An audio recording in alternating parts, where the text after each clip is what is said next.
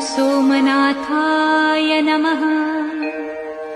ॐ मल्लिकार्जुनाय नमः।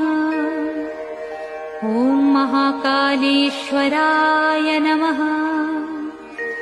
ॐ ओंकारेश्वराय नमः। ॐ वैद्यनाथाय नमः। ॐ भीमशंकराय नमः। ॐ रामेश्वराय नमः। ॐ नागेश्वराय नमः। ॐ विश्वेश्वराय नमः।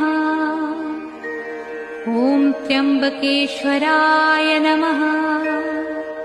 ॐ केदारेश्वराय नमः। ॐ भुस्मेश्वराय नमः। ॐ